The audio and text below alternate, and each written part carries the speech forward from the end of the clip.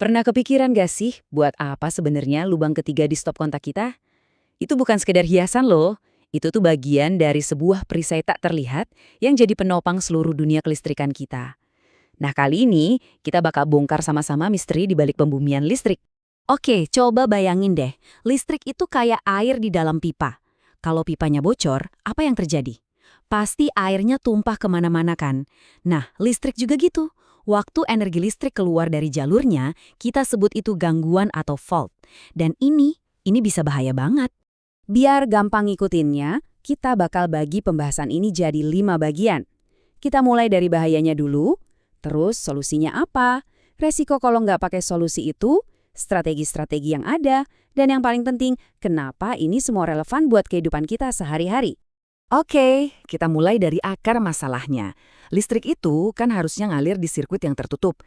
Tapi kadang-kadang dia bisa nemu jalan pintas yang nggak seharusnya. Dan itulah yang kita sebut gangguan listrik. Lebih spesifik lagi, masalah yang mau kita atasi ini namanya gangguan tanah atau ground fault. Ini kejadian waktu arus listrik nyasar dan nyambung ke tanah, bisa lewat bodi logam mesin, pipa air, atau ya langsung ke bumi. Ini jalur yang sama sekali nggak direncanakan dan berbahaya. Jadi, terus gimana dong cara kita ngatasin listrik yang kabur ini? Jawabannya simpel, kita kasih dia jalan yang aman buat lewat. Nah, inilah inti dari pembumian. Ini adalah solusi yang sengaja kita rancang. Nah, ini dia analogi yang pas banget. Kalau gangguan listrik itu ibarat kebakaran, sistem pembumian ini adalah pintu daruratnya. Jelas, aman, dan terarah. Jadi, bukannya bikin kekacauan, energi listrik yang berlebih itu langsung dialihkan dengan aman ke tanah. Secara teknis, ini definisinya. Tapi, coba diperhatiin kata kuncinya di sini. Sengaja. Beda banget sama gangguan yang sifatnya kecelakaan, pembumian itu tindakan rekayasa yang terencana. Tujuannya buat melindungi alat-alat dan, yang paling utama, melindungi kita, manusia. Oke, sekarang gimana kalau sebaliknya? Apa yang terjadi kalau kita nggak menyediakan si pintu darurat tadi? Nah, itulah yang terjadi di sistem yang nggak dibumikan atau ungrounded. Ini nih yang sering bikin salah paham. Sistem ungrounded itu bukan berarti benar-benar terisolasi dari tanah. Selalu ada koneksi alami, semacam kabel tak terlihat yang disebut kapasitansi antara kabel sistem dengan tanah. Dan justru, disitulah letak bahayanya. Coba kita bandingin langsung ya. Di satu sisi, sistem yang dibumikan itu memberi kita kendali dan keamanan. Nah, di sisi lain, sistem tanpa pembumian, begitu ada gangguan, bisa melepaskan yang namanya lonjakan tegangan transien. Bayangin aja ini kayak tsunami listrik dadakan yang bisa ngerusak isolasi kabel dan ngehancurin beberapa alat sekaligus dalam sekejap. Makanya, praktek ini udah nggak direkomendasiin lagi. Oke, jadi kita semua setuju ya kalau pembumian itu krusial. Tapi ternyata caranya itu nggak cuma satu. Ini bukan soal satu solusi untuk semua, tapi lebih kaya memilih strategi yang paling pas.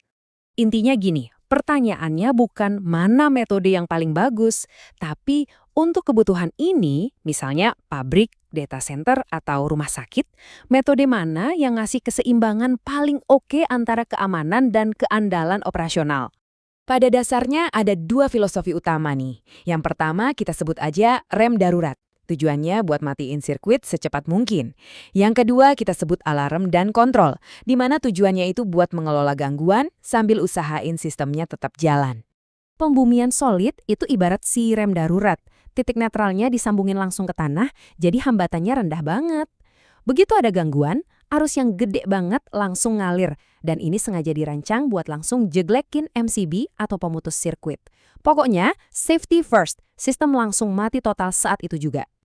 Nah, kalau pembumian resistansi, ini pendekatannya alarm dan kontrol. Kita sengaja pasang resistor di jalur ke tanah buat ngebatasin arus gangguannya. Manfaatnya apa? Kerusakan alat jadi minimal. Resiko arc flash atau kilatan api yang bahaya buat orang jadi berkurang, dan kita jadi punya pilihan lain selain langsung matiin semua sistem. Dan ini keren banget, pendekatan alarm dan kontrol ini ada 2 macam. Yang resistansi tinggi, arusnya dibatasin kecil banget. Cukup buat nyalain alarm, tapi sistemnya tetap jalan. Ini penting banget buat proses yang nggak boleh mati, kayak di rumah sakit. Kalau yang resistansi rendah, arusnya sedikit lebih gede. Cukup buat sistem pintar ngedeteksi dan mutusin hanya sirkuit yang bermasalah, sementara bagian lain dari sistem tetap beroperasi normal. Slide ini ngerangkum semuanya dengan jelas banget. Coba deh lihat kolom lonjakan tegangan transien. Kelihatan kan gimana semua metode pembumian yang benar bisa ngendaliin lonjakan ini beda jauh sama sistem tanpa pembumian. Terus lihat juga perbandingan arus gangguannya. Ada yang sengaja dibikin tinggi banget biar sistem cepat mati, ada juga yang dibikin rendah banget demi operasional yang berkelanjutan. Oke, tadi kita udah ngobrolin banyak hal teknis. Sekarang, yuk kita tarik benang merahnya ke dunia kita. Kenapa sih ini semua penting buat Anda dan saya? Jaringan pembumian ini, meskipun kita nggak bisa lihat, sebenarnya adalah pahlawan tanpa tanda jasa di dunia modern. Dia kerja 24 jam di belakang layar buat mastiin listrik yang kita pakai setiap hari itu aman dan bisa diandalkan.